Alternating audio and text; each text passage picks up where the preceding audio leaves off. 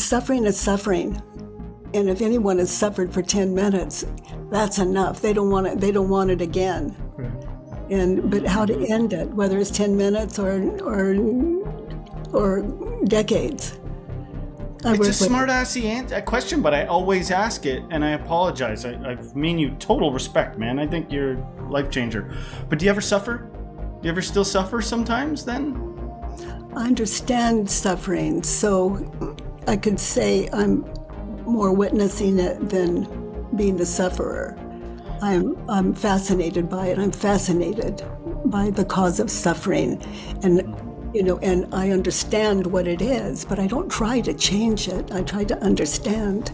Understanding that's the power.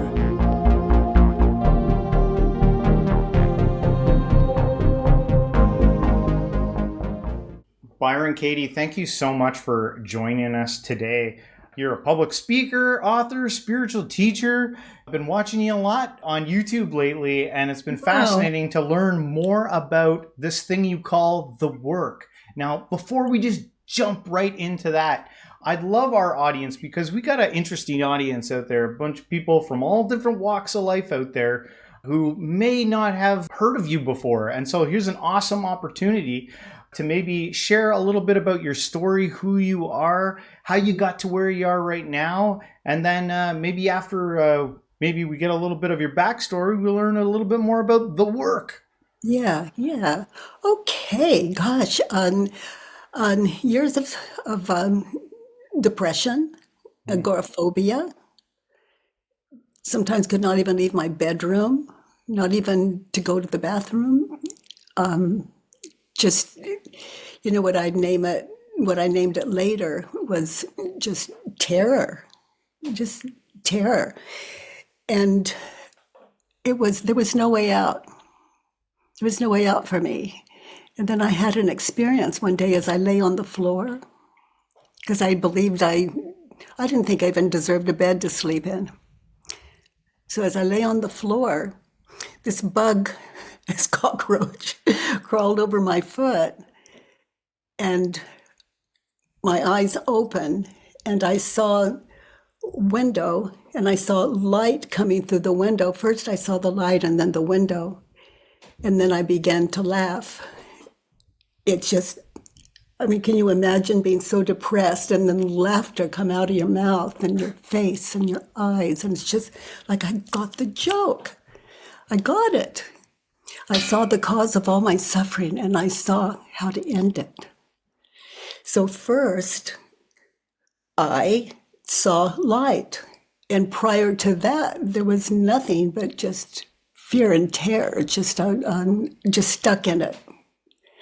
And then I saw like light, and then window, and then the ceiling, and the walls. And it's like, I wouldn't name it ego then, but this mind, it was naming everything: walls, ceiling, floor, tree out the window. It was just all of this going on. It was, and that brought laughter. It brought me into life. Actually, a cockroach had crawled over my foot, and it just like that. And so the world, as I understood it, was born in that moment. And the laughter was, I just got the joke. All that suffering was, I can say it today, it was a state of mind. And it wasn't even my mind. I wasn't doing it on purpose. I think I'll call it light now. It just boom, boom, boom, boom, window, ceiling. And still there was no I. And then it's as though I was a part of that without naming it, I the seer. But that laughter, and out of that, I saw the cause of all suffering. I was asleep, and while I was asleep, there was nothing.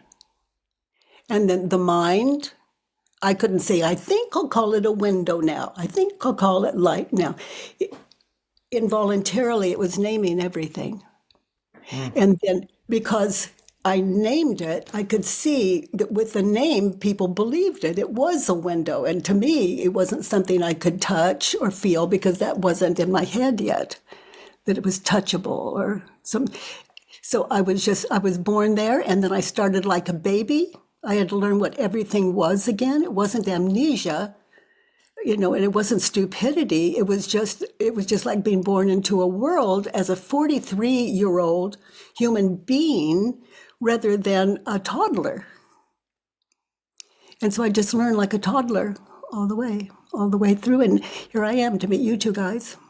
A total blank slate. It does sound, there's a lot of people who might be hearing a story like that and saying like, man, I could go for one of those right now.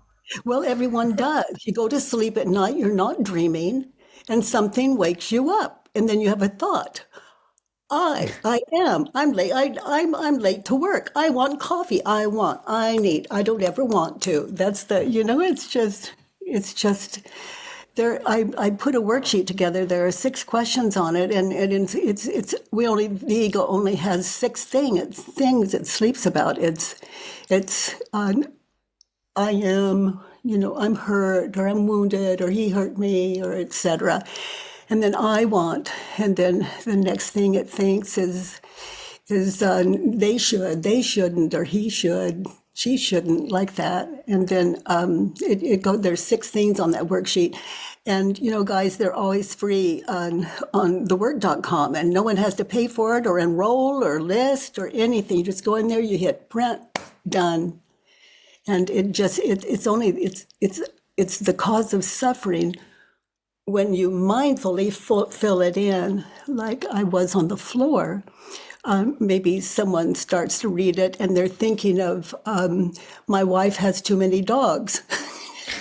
The next would be, I want my wife too. And then the next one would be, there are 6 just like that anyone can answer. And you stay anchored in that place where all the dogs were attacking you and you were late for a meeting. You know what I got a lot out of, because I think you heard about Byron Katie from me, because I used to listen to your audiobooks when I was at work, and I'm not gonna fanboy out. Everybody relax, but I've been listening to your stuff for a long time, and I got a lot out of your interviews with people doing the work with them, because it was the way you could turn things around where people their focus is narrow and they think the problem's one way, and then through the practice that you created, and inquiry and asking questions, it slowly becomes apparent their role in this whole thing and their confusion about what was a problem and what wasn't, and just all that stuff. It's really fascinating to see, and there's tons of videos online of you working with people. But aside from that, I was just thinking about your initial, because I've heard the story many times about you were in one way and then the bug crawled across your leg and then this transformation happened. You're right. There's probably a lot of people that are like, man, I could go for that like Moses seeing God moment lots of times.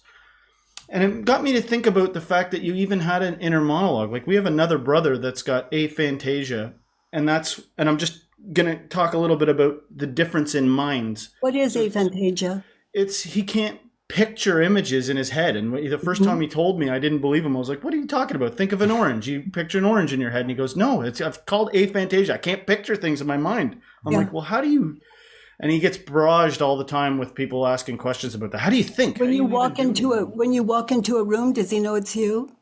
Yes. Yeah. Oh, yeah. No, he does. Then he has just to see your body. He has to have a past image of you in his head and a memory of your voice. But let's just say that an image in a head of you would be the only way he knows it's you. It's the sound of your linguistic. Voice. I don't know exactly how it works. You can look it up. It's a real thing. For him, what you said about him, it's true. Yeah.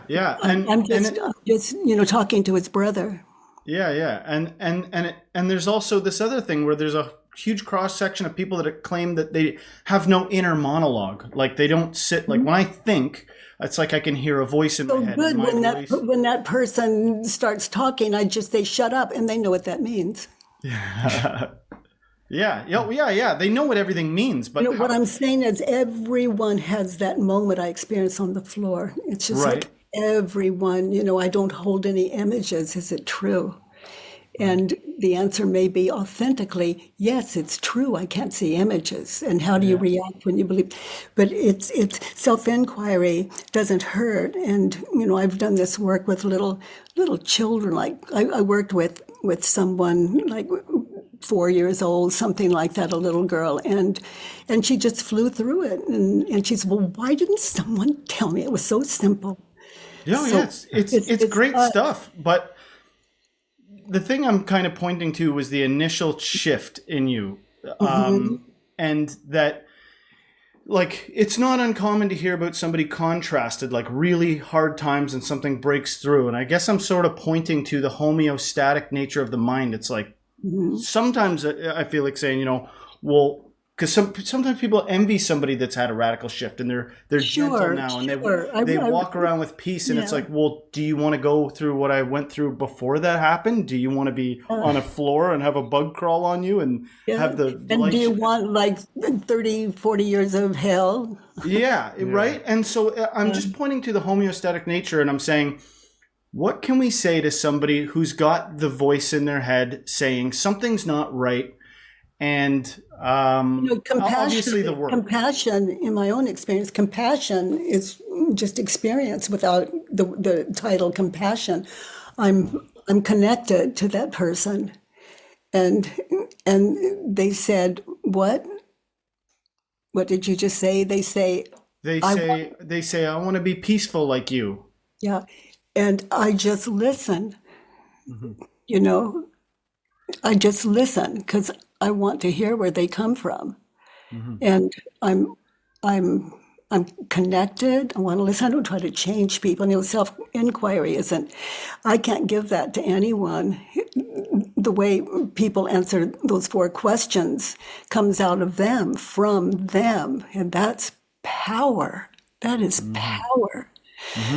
So I would just talk to someone like that. Like, let's talk about it. Tell me that. You be that person and I'll be me. Right. Compassion, but I would say that you have an extra measure of compassion then. Like, you seem to have more compassion than the rest of us.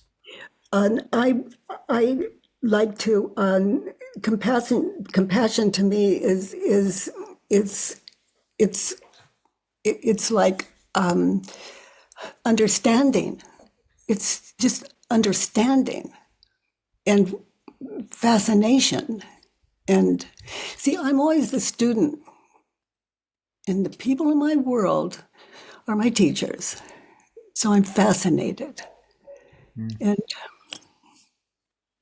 so that's the way I would handle it.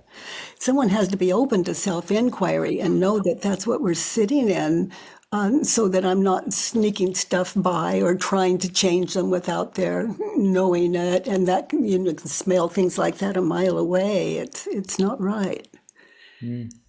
Is there a direct correlation with how much of a shift took, like you had a radical shift, but is there a direct correlation with the amount of suffering that someone takes and that bounce back, or that realization of what you're trying to bring to the table here?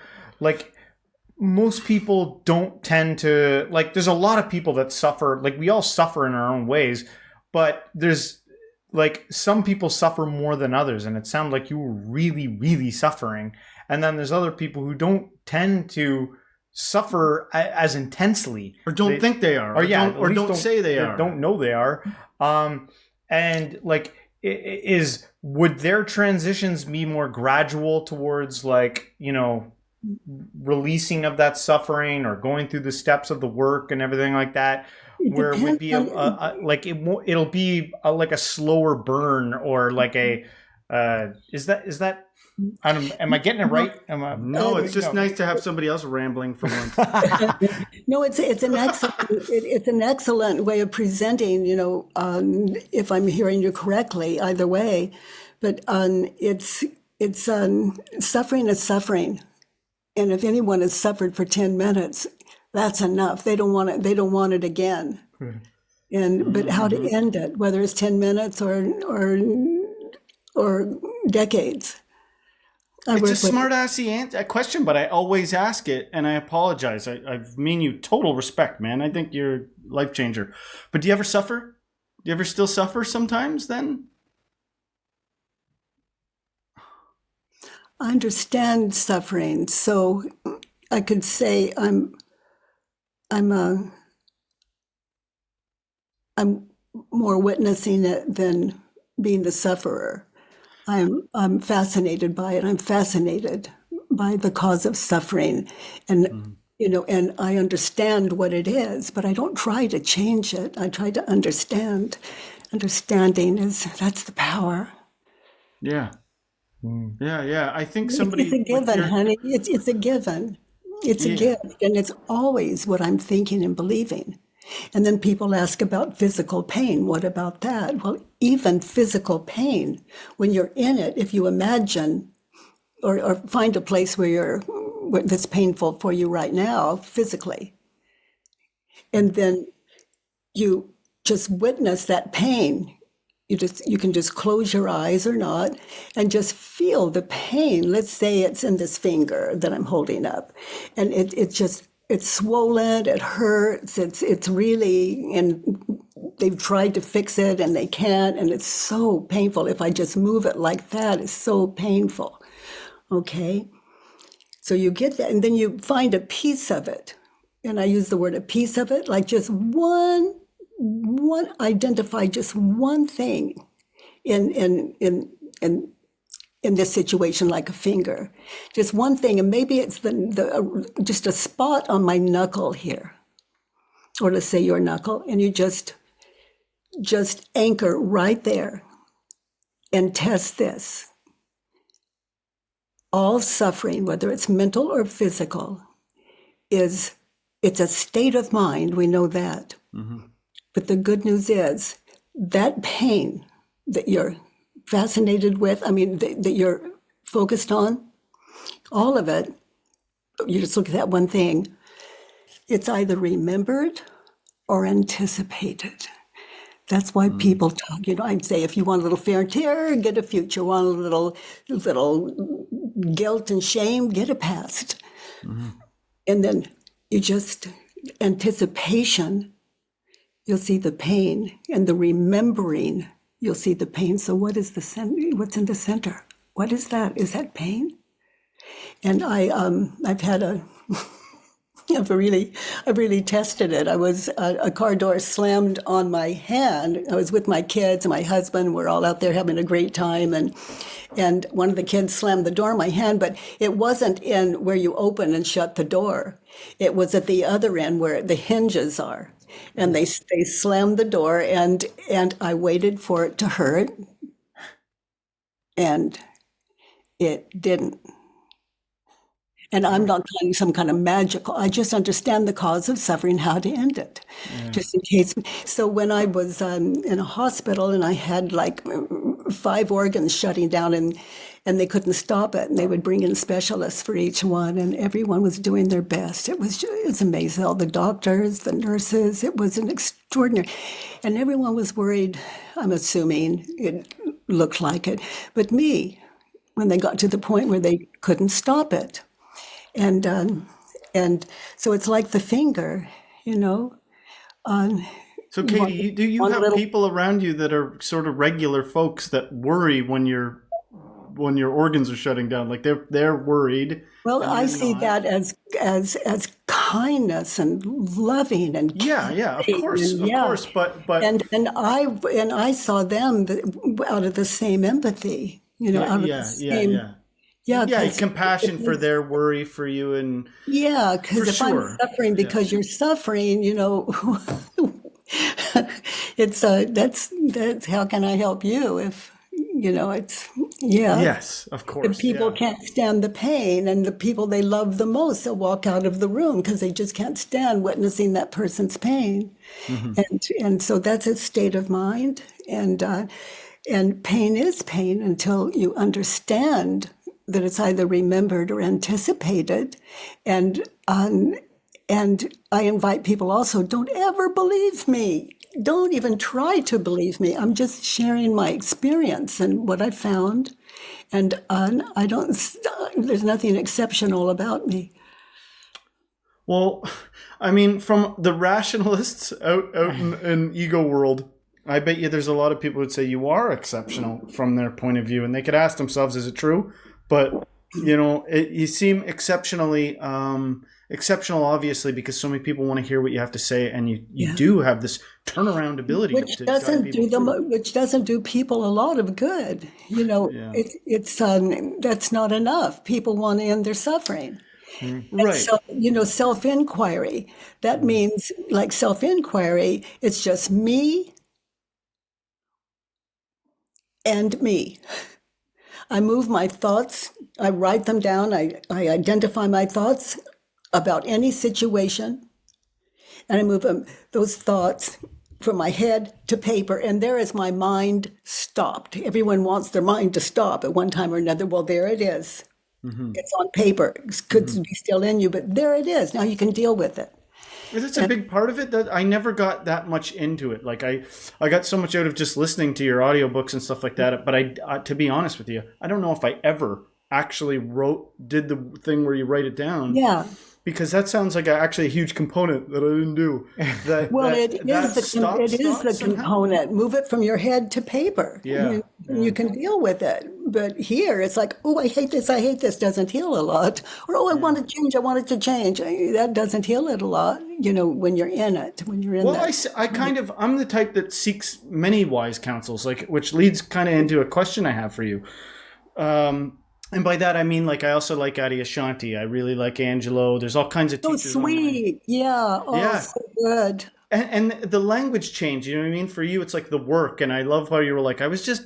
The work is a term for self-inquiry. Yes, self-inquiry. And some people call it that. And sometimes you'll allude to, I was insane and I just didn't want to be insane anymore. And I love that way of framing it.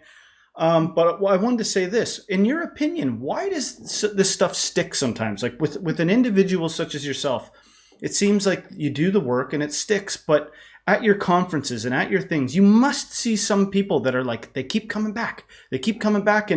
And you must have encountered people that you could tell them 1,000 times. You know what I mean? And it doesn't stick. I'm actually not teaching. It's like, when people come to my events or that Monday, Tuesday, Wednesday thing, they write down what they're thinking and believing in any painful situation. And in that worksheet, there are 6 questions on it. I refer to that as checkmate to the ego. So you anchor in one time and place where someone hurt you or said something that was hurtful, whatever it was. And you just fill in number 1. There are 6 questions on that worksheet, and it's the cause of it. They add up to the cause of your suffering in any given situation. So I'm angry at him because he hurt my feelings yesterday. Okay. And the next one is, in that situation where he hurt my feelings, what did I want him to think, say, feel, or do? And then I answered number 2, I want him to be gentle with me. I want him to apologize to me. It's just right out of the head. And then the third one on that worksheet, always free again on thework.com. You just print and that's it. You don't register nothing. So number 3 is to get what you want. In number 2, to get what you want. What do you want that person to think, say, feel, or do? Mm-hmm. And then to be happy, that's number 4. In that situation, what would make you happy?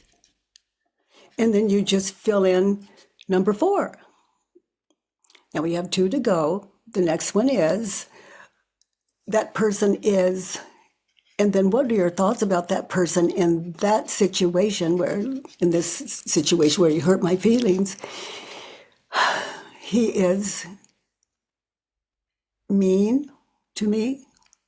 He's unkind. He is uncaring.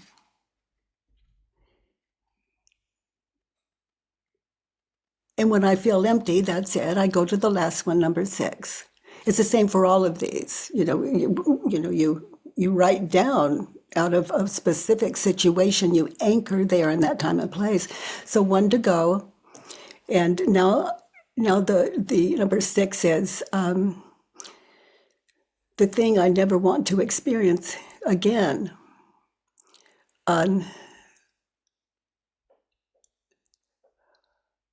I don't ever want him to hurt my feelings again. And what's the power? I want him to apologize to me. The power of getting this all on paper. Now there it is. In a situation I've identified meditatively, I've anchored in that time and place to fill in the worksheet. So I've got an authentic worksheet there and I haven't held back. So now I'm going to start back at number 1 on that worksheet, and I'm going to question it.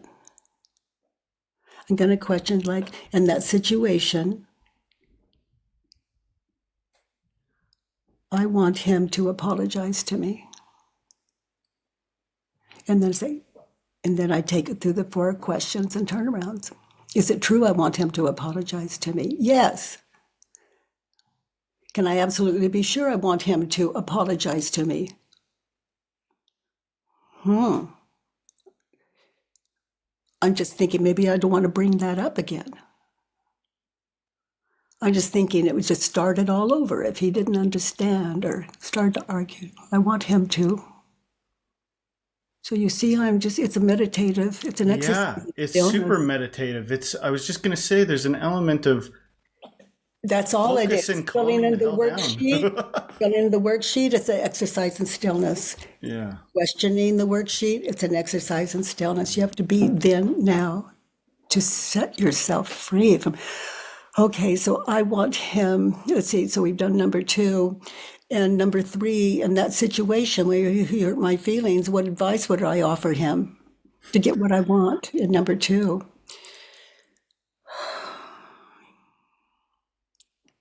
He should apologize to me. He should know how deeply he hurt me. You know what I feel like would happen sometimes is like you're an immovable force of being present and chill, but you must every now and then encounter somebody that's like an immovable force of. Why isn't that okay? We've all been there at one time or another. Right. But it's a temperament thing. It's a temperament thing because some of us temperamentally are high strung or are jumpy or are anxious, and it's just interesting those 2 things meeting, like somebody like that meeting you, and if they're full of questions, they could do the turnaround forever. And I can see even by watching you that you keep going off and you're legitimately thinking about even your own questions right now. Oh, always. Yeah. Always. I'm awake to the cause of suffering. I understand how to end it.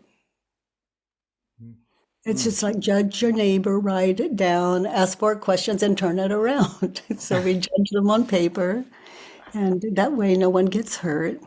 And then we question our judgments, and then it shows us how do I react when I believe the thought? I ignore him, I stop speaking to him, I this, I that. When I'm looking to myself as a way, how do I react when I believe the thought? Yeah. And so that shows me where I need to finish the worksheet and go back and live my turnarounds. Like, honey, I was the other day, I don't say, because you judged me, I want to apologize for that. No, it's just my part.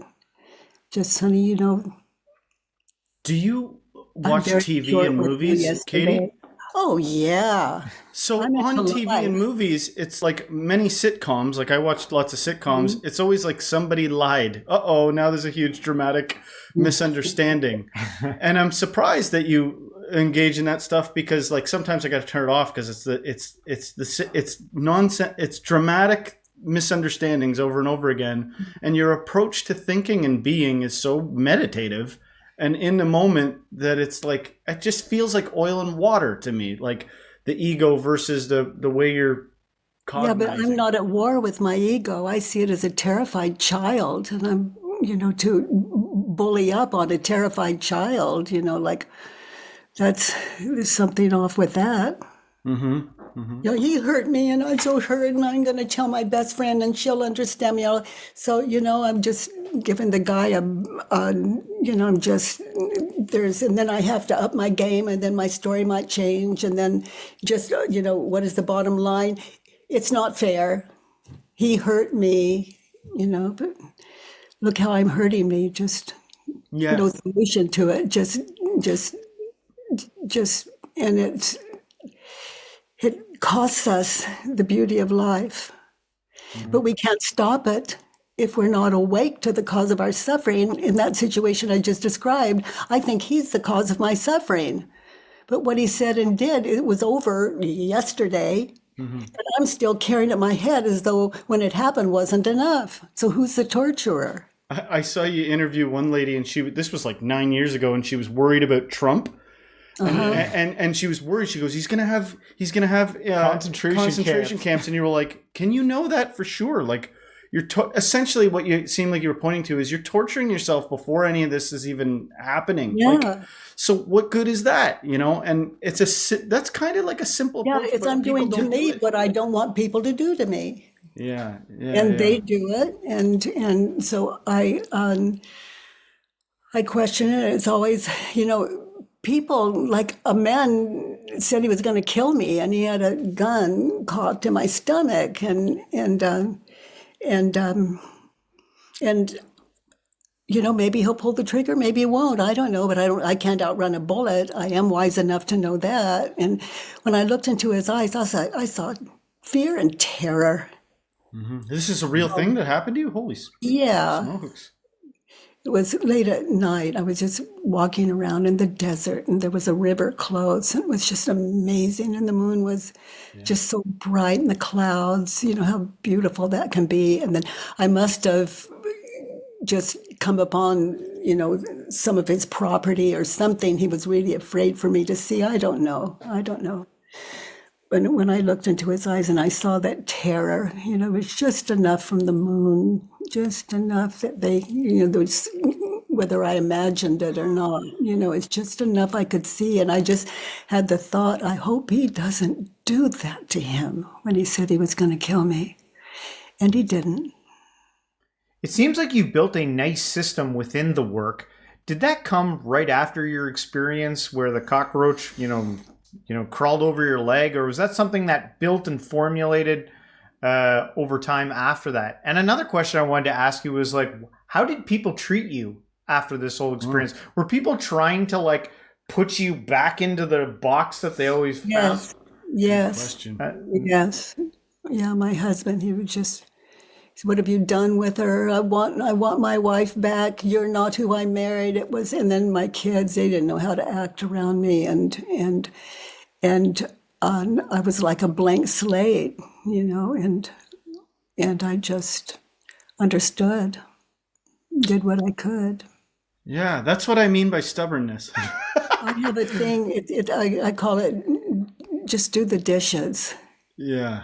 Do the dishes. Well, like I think that sometimes, things come and go. Like relationships end and people move on and people go different. And I'm not accusing any of that, but I'm saying there's a lot of us that would come back from a retreat and something shifted and we were present. We were grounded. And just bear with me for a sec. And then you run into somebody you've known for years and they know how to reactivate.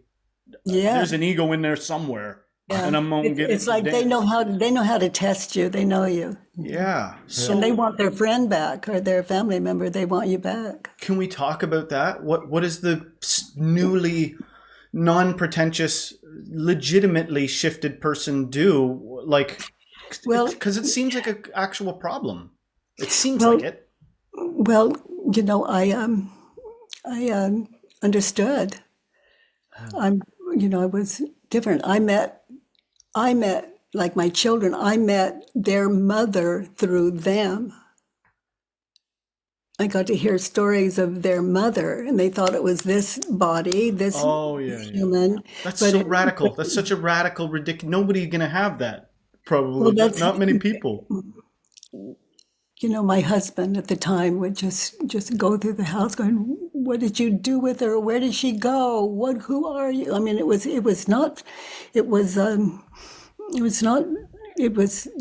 a lot of sadness and grief there. But he finally, it was such a shift. Some people think like arguing, it's passionate and it brings about like closeness once you get through it and you share all these good and bads together and all of that. And so all the chaos was gone. Yeah, and there's all kinds of psychological things going on there, like codependent type and things. he missed that chaos, Yeah, he was, because agoraphobia, just don't go outside. And I was standing at the door and ready to walk out. And he said, I've told this so often, he says, where the hell do you think you're going, Kate? He was just so obviously fearful for me. And I just thought, that's the most amazing question I have ever heard. Where the hell do I think I'm going? It was just... So, I mean, it's that exciting. Life is a trip once you understand it. It's like, you've heard non-duality. It is good without opposite. Yeah. And not screwing around with your head, but real deal. The thing that's fascinating about this stuff is I do believe somebody could go to a retreat over and over again and get something and file down the gnarly parts of that tire over years and years and years. And then it's contrasted against radical shifts like the one that you had. But it seems like such a psychic shift. Like it would be a pretension most of the time. Like there's probably been a lot of people try to emulate your whole thing and they go home and they're like, well, that is a good question. But it's not like to their core. No, so it's because that's not it's like a fake teaching, ego. it's an experience. And it can't, you're right, I don't see how it could be duplicated. Yeah. Because it was innocent, it was just like, I didn't know either, was the point. But I had a thing in my head that said, walk, one word. And as agoraphobic, that was medicine. But there is a guy who's listened to this and he's like, brush your teeth. And he's kind of in a fugue state, like catatonic, brushing his teeth. No, it's fascinating. It's fascinating. I know, but to him, it's not fascinating. He feels like, what am I doing? And you know what I mean? And he wants to get back to going to work. He's not. Well, I would methodical, suggest he put the toothbrush down and go to work on time. Yeah, but my point and set is his alarm for a little earlier. My point is that we're different. We're different in our temperament. What happens when people work those worksheets? They fill them in. There's a huge shift in I believe filling it in, and then questioning that shifts your world, and so you come out as a more enlightened human being, which is to say, a more alert, sane human being. But more enlightened, more alert, more sane is key to me, because I think people can get confused or down sometimes when they see somebody that's like the apparent zenith, the apparent arrived. They're the teacher, and so they're like, I got to get there, and they take for granted that for most of us it's a more so. It's a returning to the work, or a returning to meditation, or a returning to, inquiry, over and over and over again. It's more subtle. And I'm not really sure what I'm trying to point at. How about this? Well, what I'm hearing is it's not easy. How do I do that? Yeah, sometimes it's not easy. Here's a good one. You got to have some stories where you saw a shift and it was amazing. Like somebody got it, and then they really were like profoundly shifted, sort of like you were. I see it 3 days a week when I'm working with people online, and it's an event no one has to pay for. It's just. How is that even possible? Well, people. Well, never mind, I guess. People do what they can, and that covers the people that can't. That's community, and no one knows whether they give or not. No one knows if they don't give or not. It's just, it could be the very wealthy that can't let go of a couple of dollars, and then someone that's really in poverty that gives more. It's a state of mind. Do you pay attention to world events? Do you have hobbies? Oh yeah, world events. I stay very much up on the news. It fascinates me. Oh. Well, your James will be very interested in that. I stopped watching the news. I was on TikTok, the app TikTok. Yeah. And it was so much debating back and forth about Trump. Mm-hmm. And I found myself participating and getting nasty in the comments. And so I deleted the whole stinking app and everything, and I just stopped paying attention to news. But I know James stays up and up on it. I have a curiosity I tried to not get emotionally attached to it, but I have a fascination with the evolution of things and watching the world and the shifts that are taking place. And sometimes we talk with spiritual teachers, and they're like, "No, I cut it totally 100% out." And I was actually quite shocked that you said that you were a little engaged with it. Oh, I'm more than a little engaged. I'm fascinated. I'm fascinated with it. And I'm fascinated with the understanding that if I believed what he believed, how could I possibly do it differently? Mm-hmm. Yeah. Oh yeah. Yeah. Yeah, I mean, for sure. What's really the difference between that and watching the new Avengers? It's action, it's drama, it's juicy, it's all kinds of things. Well, it's personal to the ego. It doesn't want to die. So it watches very carefully to say, where am I going to run? Where am I going to hide if they come for me? Or what's going to happen when they cut off my electricity and we're back in the Stone Age and my children are hungry. These and it's coming, and then we, and all of these things that run through our head, and then we see something like what we're seeing, and it can get really spooky. Really spooky. The ego is terrified of this body dying because it would lose a home. What is the ego, for Pete's sake? A state of mind in the ego. So here's how the ego works. You think a thought like lemon, like a big juicy lemon. You think a thought and you see an image in your head. Did you see the lemon? Unless you got aphantasia. In your mind's I can do it, yeah. Yeah. Okay, so you saw the lemon in your mind's eye. Okay, so no problem. Yeah. But now imagine you're biting into that really ripe, juicy lemon. What are you doing? This is witchcraft. And you felt it, right? Yes, for sure, yeah. Okay, think, feel, then you act on that. You did, like, oh, I felt that, you act on that. And if it's ice cream or alcohol or anything, it might be that, not a lemon. Mm-hmm. And what happened to you when you imagined biting into the lemon happens to the alcoholic. They've already had their first drink without drinking the first drink. Mm-hmm. That's alcoholism. Or it's eating disorder. Eating disorder is a thinking disorder. A thinking disorder is alcoholism. It is cruelty. It's kindness. It's all of the above. But think, feel, act, have is the order of all creation.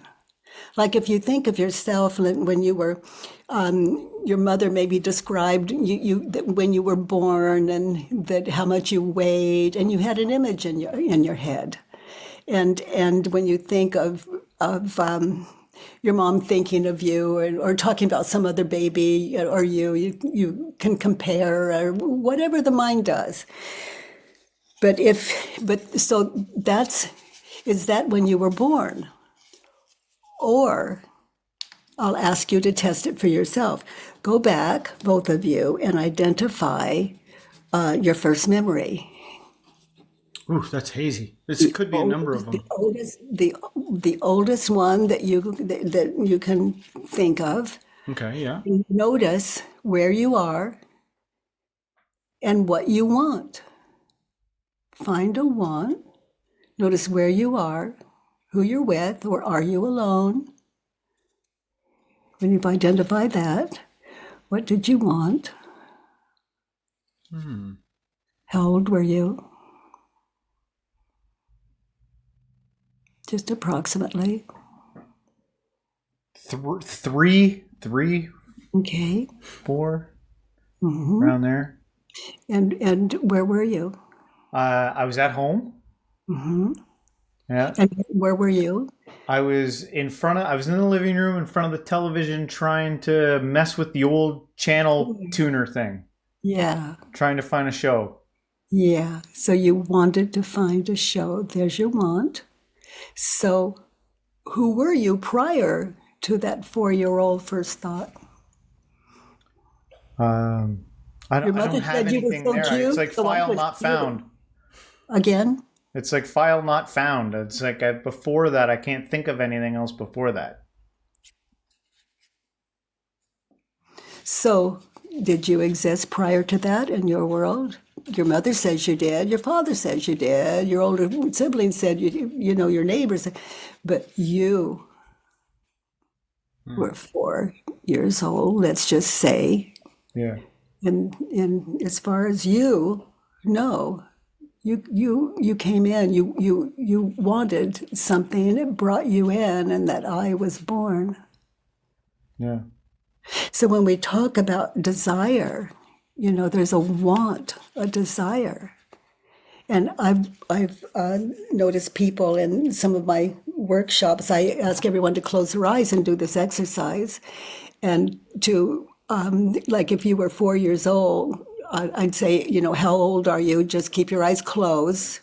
So no one's comparing that way. Keep your eyes closed and just put the amount of fingers up for your age. And you would just keep your eyes closed and hold up 4 fingers. And I'd look around the room. Some people are like, one I actually found was 13, and I can't doubt it or know it's true or anything. But 6 is not unusual. 4 is very usual, and some younger than that. And what was yours, sweetie? Oh, it was so different. It was at first. It was just like my most distant memory that I always. And memory's such a tricky thing, but it's like sort of like looking up at stars. You know, like I can go back to about 5 and 6, but when I go all the way back, it's my first memory is sort of, it feels like maybe I was in a crib or something looking up at the night sky or stars, and I was so like, just be there. That's a beautiful thing, both of you. That's pretty. Yeah, I've got some pretty fragmented, distance ones, and at first I couldn't think of what I might have been wanting. I was like, oh, I think that rather than wanting, I was sort of fascinated. But then I was like, really, what could I have been wanting? And it might have been I had like a sense of sort of loneliness or wanting somebody else to be there with me, I think, if I were to narrow down a want at that time. Yeah. So just be with it. You know, you're the only one that can. Just be with it. I call it the firstborn exercise. And you know, we've heard like biblically and I don't know, just things like you were born on a certain day, like 4 years earlier, or 6 or 8 years earlier.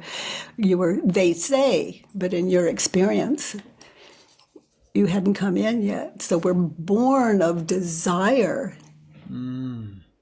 And to not believe me, but to test it. And you were just the test tubes. And you can go on finding an earlier memory, maybe.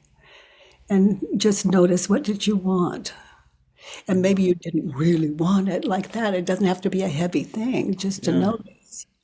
And then... Is that like your root character? Like that first identifying thing? Well, it's the birth of identity. It's the birth of I. I am the little boy on the couch in wonder of the stars and the sky. And so you came in of it's a beautiful thing, both of you.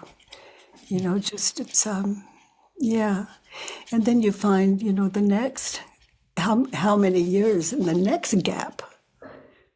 And maybe, you know, there's a there's more of a distance or a little less of a distance, but it's, I mean, I want to know the moment I was born. Like I was born like at 43 years old. It was. Did you not remember? Like, did you not have access to your memories after your gestalt? I had memories that I couldn't prove. Right. It's like a movie or something. No proof, yeah. That's kind of everybody's situation, but the belief seems to be the difference. There's no difference between you or me. It's just awareness. We believe what we think. That's attachment. It's not attachment to like ice cream or alcohol that we were pointed to earlier, but it's attachment to I am this 83-year-old woman. I am sitting here talking to two dear friends. I am. That's my identity. And I am married, and I have 3 children, and I have 5 grandchildren, and I have 2 granddogs, and Are you married? Like, are you in a relationship? Yes. And are they like you, or are they kind of more normcore? Or he's a meditative scholar. You know, Stephen Mitchell, and he has written and translated some great literature. And do you guys ever argue just for fun, just for old times' sake? He's dull. He's a scholar. What can I say? I said, if I just said, honey, you do, like, he'd just look at me like, oh, you crystal. What are you doing? What are you up to? Yeah. It's funny, that doesn't always work. Like, if you've got a couple of enlightened people in a room, they could do that stuff. They could be like, you old windbag, what are you doing? But if you've got we've been missing something. I think that was the element. if you got one awakened person or one person behaving, I don't claim to be awakened. Okay, but one person who's what hurts operating insanity, and they pull that like, I'm gonna pretend to be awake. They might offend the person. You know what I mean? Like they might be like, for real, like, what do you think you're doing? You know what I mean? People take life seriously. Yeah. Well, I'm open to everything. Mm-hmm. What do you think of Osho? We have a lot of disagreements. I can tell you that. Yeah. What you ever seen any of Osho's stuff? For some reason, that just popped into my head. No. You know who that is? No, I've heard. I've heard from people who years ago, especially, not the last few years, but years ago, when the work found me, I ran into, like, I was traveling all over the world, and it was by invitation, and I heard a lot about Osho, and oh my gosh, they had the best time. The people that they just had the best time. They had the deepest friendships, and I didn't see a lot of spirituality there, but I saw people that really had a good time and formed deep relationships, and he seemed to be in the distance somewhere. But he was like, there's tons of audio and video of him talking, and he's real tell me. He's just real character-y, like smart as a whip. Like there's one thing where they go, what I'm going to name some names. What do you think should happen to them? And they're like, Margaret Thatcher, and he'd say something radical like she needs to take a bath or something, and he'd say Mother Teresa, and she'd say it's time for her to jump in a lake. So he was subversive and always like saying something to raise hairs. Yeah, but and that fascinated people. Yeah, like a real cult of character. He also a lot of wisdom in there too. Like he's got lots of talks that are like, oh yeah, I never thought of it that way, or intelligence. But in that realm, there was a lot of just character, like cult of character. I think people loved him. Yeah. And then I think about Gangaji. I don't know if you know who that is. She's a lady too. I was friends with Gangaji. We met, and she wanted to meet me, and I I was working in Marin County. I go by invitation. People invite me, and I would just say yes. I used to say my name is yes. I'd just say yes. They would get me there. And then while I was there, she made it known by her that person close to her. I don't know how by her helper, her friend, assistant or something. Yes, yeah, and I said yes, of course, and we met, and then and she's so lovely. Yeah, I like her stuff too. I like her videos teacher. Too. Yeah, she's really lovely and good and kind and open. In terms of the work and the state of the world, where do you see humanity going? Kind of like just for fun, where do you see things going in like the next 5-10 years with humanity? Because I feel like there's a fascination, a rise in fascination with the stuff that you're talking about and other similar spiritual teachers that are talking about similar things. Where do you see this all going? That's a good question. I look at where we are now and wonder if what I saw like yesterday or a year ago, and not much has changed. So, wherever I am, and what I'm referring to is the distance, like 10 years from now, as you say, whatever I'm thinking and believing now, I'm going to be stuck with when I get there. I'm fearful here in this home that there's no danger that I can see. Am I going to be as good with that, with where I am, whatever circumstances, as I am now? Oh, that interrupts the whole mind. Yeah. That interrupts the whole process, man. That's gold right there, actually. Let's reiterate what you just said. Where I am in 10 years is going to be... So how did you say it? It's going to be like more of what I am right now or something? What is it? What I'm thinking and believing about the security as I experience it now in my home and in my sitting with you in this safe place, what I'm thinking and believing about my life now, I'm going to be thinking and believing that in 10 years, or the opposite. And I can question the opposite, which would be there's danger or something terrible is going to happen. Mm-hmm. And that's an exercise I take people through too, is something terrible is going to happen, and to find a place where you really fear, and then sit with it in those 4 questions. And then when you get to the turnaround, may as well walk through it. Something terrible is going to happen, and it's very, very soon something terrible is going to happen. You see how convincing the ego is. Very, very soon, any day now, it's going to slam down on us, and something terrible is going to happen. You do that as a practice too? You lead people into like fear? If that's what's on their worksheet, I go where they go. And we're doing the worksheet on Trump.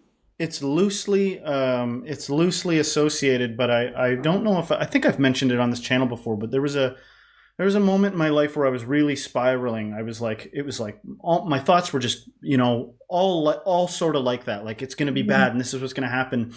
And what I did, and I don't recommend it. It's just for food for thought. Maybe y'all think it's interesting. To break the spell, I just went, forget it. I'm going to go with it. And I literally even verbalized. I said, I'm doomed. It's all going to end. And it sounds lame. Maybe it sounds cringe. It doesn't sound lame to me. You're sitting in something terrible is going to happen. So I said my worst fears. I'm going to be desolate, abandoned. I'm going to get cancer. I'm going to do all this stuff. And this is like the opposite of the secret Oprah's book. I was doing the opposite because I couldn't take it anymore fighting those thoughts. So I just went with it. And I did this for seriously, it sounds psychotic, but I did it for 2 hours. It doesn't sound psychotic to me. When it was done, I was free. When it was done, I was like, that's it. My fate's sealed. What am I going to, now what? So you were literally sitting in self-inquiry. Something terrible is going to happen. I wasn't even inquiring. I was stating it. No, but it was a silent, is it true? Something terrible is going to happen. And you were just in it. Bring it, bring it, show me. And that's how you reacted when you got me out of the spiraling thing. It was so weird. And then I knew somebody with sort of, borderline personality type tendencies, and I was talking to them, and I said, well, I did this radical acceptance thing. That's what I called it afterwards. I didn't have a name for it. I think from here that's accurate. Yeah, and it broke the spell. Into reality. Yeah. Brought you back to reality. It wasn't like a cure-all forever. Later on after that, I had a reasonable, but it was at a particularly poignant time where I was just spiraling. And so I said, all right, let's do it. When it gets so painful, I don't know if this is your experience or not, but when it gets so painful that your ego can't offer it any more up, it just can't, it just done. Yeah. And then you just had that year, and then it starts building again because you're awake enough to what you found, what you saw, what you experienced, that it had to kind of gain on you. You really had from where I sit, that's like enlightenment. Mm-hmm. Feels like a call to like address some of these things, because so much of our reality, we are given an option to distract out of the inquiry. Yes. Do you give any tools and tips for the people that are because especially in Western society, man, it is everywhere. Soothing, let me soothe the ego. Everything is there to make you not do what you're talking about, essentially. What's an example? There's so many distractions rather than doing any serious inquiry work. Is that what you're saying? Yeah. You mean like television and everything? Social media, all kinds food. Of things. Distractions. Yeah. Distractions. Well, enjoy them, and if they're fearful for you, you can just identify what you're thinking and believing and question it.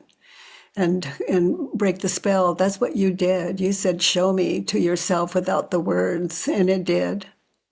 And it was just one thing, I'll be honest with you. It's been a whole life. I'm 41. You know what I mean? And so I'm saying over years, there's things that I could sit and go, well, I've cleaned my act up in this way, and I've done this and that, but I'm not really interested in that. It's more like sometimes it's just.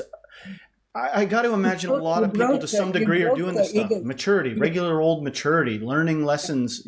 This is ineffective for me to do this. It's not fixing anything. I'm just suffering more. Sorry I just wanted to make that clear. It's like same page. You did it without the question. The question, your question was answered without even answering the question. It was a show me. Mm-hmm. And right, because later on, when it came to meditating by myself, and it wasn't a dialogue heavy meditation. It's more like, all right, now let's go inward and learn how to exist with myself. You go in there and there's all this tension, like piano wires, like pulling and pushing and all this stuff. And when you first do that, and your mind has been categorizing your whole life, like, oh, these types of feelings are bad, and this types of feeling is good. You're pulled like a multiple personality person, pulled in all these directions. And then when you sit with it, sometimes it's a practice of learning to go, none of this can hurt me. What am I doing here? Why am I sitting on the edge of my seat? You know what I mean? That's the answer to the prayer, to the unprayed prayer. Yeah. That's a question, and answered like, none of this can hurt me. What am I doing? Or just what happens if I let myself get hurt? Or, you know what I mean? By my own self. What if my own body's attacking me, And then if you make it through, you start to see some of the elements of homeostasis in a human. Like a lot of these stories speak to me, like there's a flavor of homeostasis. Like there's some Bible verse that I misquote. I'm pretty sure I misquote, but it's like, God won't give you more than you can handle. And that sounds cruel to some people, but it's also true. But it also seems true. I don't want to be insensitive, but there's something true about that. It wasn't what you were thinking and believing, turned out not to be true. Yeah. Mm-hmm. Yeah. We went to the this moon day, back to this moment. Yeah. Yeah. Well, Byron, I just want to thank you so much for spending some time with us today to come on the show and talk with us about everything that you're doing. One of the things we like to do at the end of our show is kind of just give our guest a last say. So if you have maybe one overarching message that you have for our audience out there, we'll leave you the floor. And then maybe when you're done, you can just let everyone know where they can find you, what you've got going on, and all that good stuff. Oh, looking at our last part of our discussion, it's like to your listeners or viewers, it's when you think that life is so difficult, you can barely stand it, or you're just fascinated with life, then I invite you to self-inquiry, and we're online every Monday, Tuesday, and Wednesday, 9 a.m. Pacific time, and everyone's invited. And yeah, you can just kind of check in and listen, watch how it works. I worked with a young woman today that just blew our minds. And that's not uncommon. She had a worksheet written. And so, there are no new stressful thoughts. So they belong to all of us at one time or another. Mm-hmm. So I invite everyone that is open to self-inquiry to find us at thework.com. Beautiful. Thank you so much. This was a pleasure. Great having you on the show. Nice to meet you too. Gosh, what a family. All this time I've been imagining your families. And it's, we got two other brothers too. Aren't even here. Yes, rich. Well, love to you all.